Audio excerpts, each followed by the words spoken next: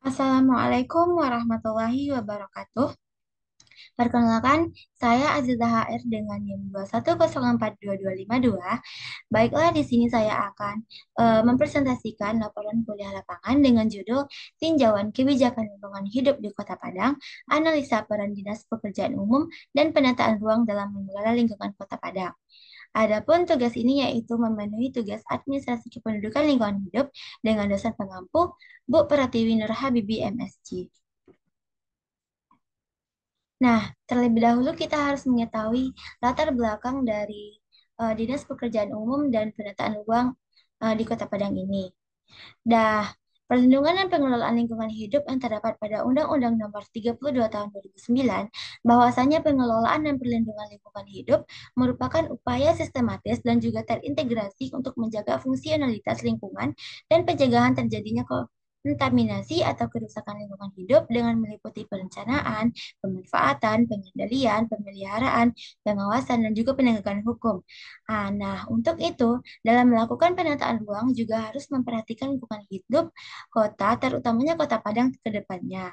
Dengan memperhatikan kebijakan yang ada terkait pengelolaan lingkungan hidup dan juga tata ruang, dari penjelasan di atas kita dapat mengetahui dan juga menganalisis peran Dinas Pekerjaan Umum dan Penataan Ruang dalam mengelola tata ruang lingkungan Kota Padang agar ekosistem lingkungan tetap terjaga.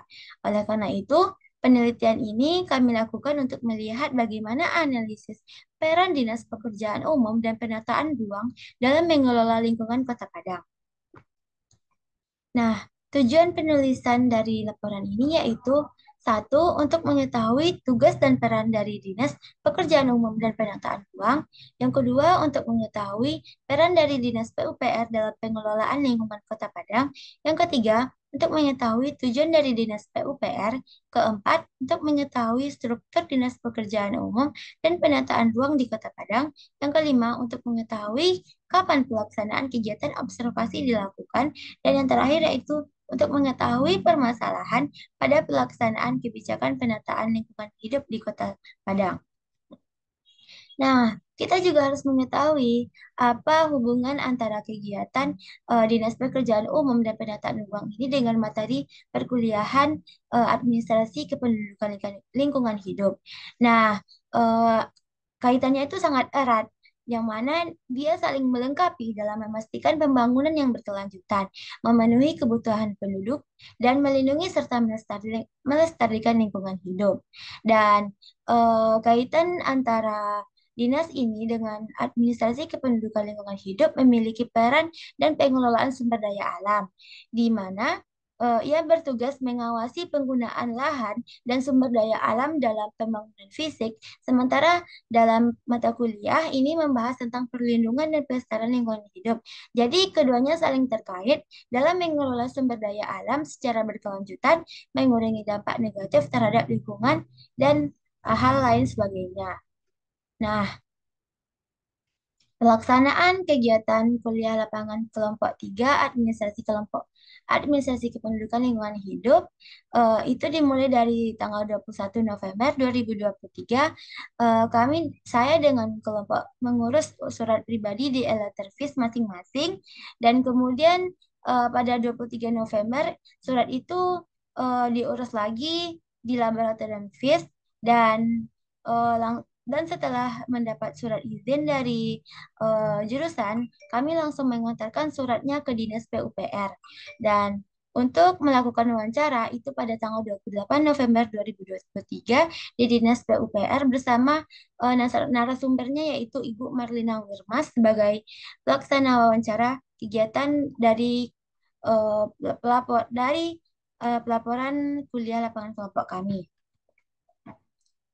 Nah, hasil dari pembahasan kami observasi tersebut atau melakukan penelitian di Dinas PUPR tersebut yaitu berdasarkan pernyataan narasumber, yaitu Ibu Marlina Wirma selaku anggota bidang analisis penataan ruang, tugas dan peran Dinas Pekerjaan Umum dan Penataan Ruang itu ialah menjaga kawasan lindung dari orang yang ingin memanfaatkan kawasan tersebut selain dari untuk kawasan lindung. Dan Ada beberapa tugas dan fungsi Dinas Pekerjaan Umum dan Penataan Ruang ini terkait lingkungan hidup. Yang pertama, A. Penyiapan perumusan kebijakan dan pelaksanaan pengaturan perencanaan tata ruang, pembinaan penataan ruang, dan pengendalian pemanfaatan ruang. Yang B. Pelaksanaan pengembangan tata ruang, pengairan, konstruksi, perumahan, dan kawasan permukiman. Yang C. Pemberian perizinan dan pelaksanaan pengawasan terkait lingkungan hidup. Yang D. Pembinaan dan penyusunan perencanaan dan program terkait lingkungan hidup. Dan yang terakhir itu ada pelaksanaan evaluasi dan pelaporan terkait dari kegiatan apa saja dari Dinas Pekerjaan Umum dan Penataan Ruang tersebut. Nah, kita juga dapat mengetahui permasalahan pada pelaksanaan kebijakan penataan lingkungan hidup di Kota Padang, yang mana Kota Padang ini merupakan kota yang terletak di pesisir barat Pulau Sumatera dan merupakan ibu kota dari Provinsi Sumatera Barat, Kota Padang. Nah, salah satu juga merupakan pusat kegiatan nasional atau PKN. Kota Padang memiliki total luas area sebesar 694,96 km bujur sangkar yang terdiri dari 11 kecamatan dan 104 kelurahan. Kemampuan lahan wilayah perencanaan Kota Padang didominasi oleh kemampuan lahan sedang seluas 46,411,32 hektar. Dalam arahan dalam Dalam arahan pengembangan, lahan yang memiliki kemampuan lahan tinggi, agak tinggi dan sedang dapat dikembangkan sebagai kawasan budidaya seluas 66,907,25 hektar. Sementara yang berada pada lahan rendah dan sangat rendah dikembangkan sebagai kawasan lindung. Nah, ada 4 wilayah perencanaan Kota Padang. Yang pertama yaitu wilayah perencanaan utara. Nah, di mana konsep pengembangan wilayah utara ini yaitu mewujudkan Kota Baru Padang sebagai pusat pelayanan publik yang terpadu berbasis mitigasi bencana. Zona pola ruang wilayah utara terdiri dari zona lindung dan zona budidaya. Yang kedua ada wilayah perencanaan timur. Nah, konsep pengembangan wilayah timur ini mewujudkan WP Timur sebagai pusat pendidikan skala regional yang mendukung penyediaan permukiman, perkotaan, perdagangan, dan jasa yang berbasis mitigasi bencana dan ekologi. WP Timur ini terbagi menjadi 3 satuan wilayah. Yang pertama yaitu SWP PAU, yang mana berfungsi sebagai pusat pendidikan tinggi skala regional. Yang kedua ada di Kuranji dan Nanggalo berfungsi sebagai pusat permukiman perkotaan. Dan yang ketiga ada zona pola ruang wilayah timur terdiri dari rencana zona lindung dan budidaya. Yang ketiga ada wilayah perencanaan utara.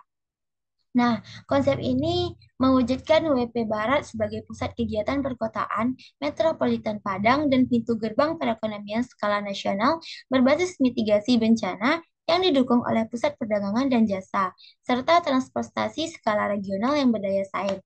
Nah, WP ini juga terbagi menjadi 4, yaitu Padang Utara sebagai pusat pendidikan skala regional, Padang Barat sebagai pusat perdagangan regional, Padang Timur sebagai Padang Timur dan Padang Selatan sebagai pusat transportasi dan kesehatan. Nah, zona pola ruangnya terdiri juga dari zona lindung dan zona budidaya. Dan yang terakhir yaitu ada wilayah perencanaan timur, wilayah perencanaan selatan, di mana konsepnya yaitu mewujudkan WP Selatan sebagai pusat industri skala nasional yang didukung oleh kawasan strategis Padang Industrial Park atau PIP, pusat perikanan dan pariwisata skala regional yang berdaya saing. Dan kelanjutannya itu berbasis mitigasi bencana. Nah, WP ini juga terbagi menjadi 3, yaitu di Lubuk Kilangan sebagai pusat kawasan industri skala nasional, di Lubuk Bagalung sebagai pusat kawasan industri skala regional, dan Bungus Teluk sebagai pusat perikanan dan pariwisata. Dan zonanya juga ada zona lindung dan zona budidaya. Nah, lanjut pada pembagian luas wilayah dan ruang Kota Padang dapat terlihat sebesar 27% sampai 30%, sementara 60% lainnya masih termasuk wilayah lindung. Secara ekonomis, lokasi pemanfaatan ruang masih terbilang belum dimanfaatkan secara optimal. Hal ini terlihat dari banyaknya kawasan budidaya yang masih menjadi wilayah kosong yang belum dipergunakan untuk kegiatan ekonomi seperti kawasan air pacah dan Kuranji Koto Tangah. Sementara pada kawasan bypass sekitaran Bandaran Internasional Minangkabau atau BIM dialokasikan sebagai wilayah industri, namun belum dipergunakan secara optimal juga. Dan kembali lagi tergantung bagaimana pertumbuhan dan perkembangan investasi serta modal untuk Kota Padang tersebut. Dan permasalahan lingkungan hidup di Kota Padang seperti pencemaran air, pencemaran udara, dan kerusakan lahan. Dalam upaya mengatasi permasalahan tersebut, pihak pemerintah Kota Padang sendiri telah menyusun berbagai kebijakan lingkungan hidup seperti pada Peraturan Daerah Nomor 3 Tahun 2017 tentang ruang terbuka hijau, Peraturan Daerah Nomor 15 Tahun 2013 tentang izin pemanfaatan ruang, dan Peraturan Daerah Nomor 11 Tahun 2019 tentang pengelolaan sampah. Secara prinsip, Dinas Perencanaan dan Penataan Ruang mengatur penataan penggunaan wilayah sehingga lokasi-lokasi kegiatan dan aktivitas ekonomi, sosial, budaya dapat tersedia secara beraturan. Nah, di Kota Padang juga memiliki wilayah ruang terbuka hijau seperti taman kota, kawasan hutan kota, kawasan hijau rekreasi, kawasan hijau olahraga, dan perkarangan masih dan belum terlalu dikembangkan. Ruang terbuka hijau itu juga merupakan bagian dari penataan ruang perkotaan yang berfungsi sebagai kawasan lindung. Kawasan hijau kota terdiri atas pertamanan kota, kawasan hijau hutan kota, kawasan hijau rekreasi kota, kawasan hijau kegiatan olahraga, kawasan hijau pekarangan yang seperti yang telah saya sebutkan eh, di atas. Dan ruang terbuka hijau di Kota Padang ini masih terbatas. Secara terpusat hanya di Imam Bonjol atau di Haji Agus Salim. Itu pun juga dibandingkan dengan kapasitas jumlah penduduk Kota Padang itu masih sangat terbilang kecil. Nah, di mana berdasarkan Peraturan Daerah Kota Padang Nomor 3 Tahun 2017, luas RTH sebagaimana dimaksud pada pasal 9 ayat 1 paling sedikit itu 30% dari luas wilayah kota yang terdiri dari RTH publik paling sedikit itu 20% dan RTH private paling sedikit 10%. Jadi, seharusnya tiap-tiap perumahan dengan jumlah penduduk dan kepadatan penduduk tertentu harusnya memiliki taman-taman kelurahan atau kecamatan. Secara ruang, sekarang rata-rata taman yang sudah terwujud yaitu klaster-klaster perumahan yang termasuk menengah ke atas atau perumahan elit. Sedangkan untuk perumahan subsidi masih belum terwujud dan belum optimal pelaksanaannya. Meski begitu, kawasan lindung Kota Padang masih terjaga dan berlimpah. Nah, dapat disimpulkan dari penjabaran yang telah banyak di atas.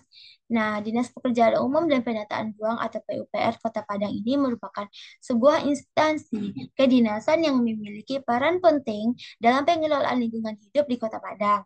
Dinas ini memiliki tugas dan fungsi dalam bidang pembangunan, pemeliharaan, dan penataan ruang. Dan upaya pengelolaan lingkungan hidup di Kota Padang eh, banyak juga melakukan berbagai kegiatan seperti pengelolaan, penataan, dan pengembangan ruang terbuka hijau di berbagai wilayah di Kota Padang. Dan bekerja sama dengan Dinas Lingkungan Hidup untuk mengelola sampah, melakukan pengawasan lingkungan dengan melakukan rehabilitasi dan rekonstruksi sarana prasarana untuk meningkatkan dan menjaga kualitas air di berbagai sumber air dan udara tanpa polusi di berbagai wilayah. Dengan adanya upaya tersebut, diharapkan permasalahan dalam pengelolaan penataan dan lingkungan hidup di Kota Padang dapat segera teratasi dan kualitas penataan dan lingkungan hidup Kota Padang dapat tumbuh dan meningkat dan dapat lebih efisien untuk kedepannya. Baiklah, hanya itu eh, hasil atau pemaparan dari laporan kuliah kerja lapangan saya di Dinas Pekerjaan Umum dan Penataan Ruang Kota Padang. Jika ada salah kata, saya mohon maaf. Wabillahi taufiq wal hidayah. Assalamualaikum warahmatullahi wabarakatuh.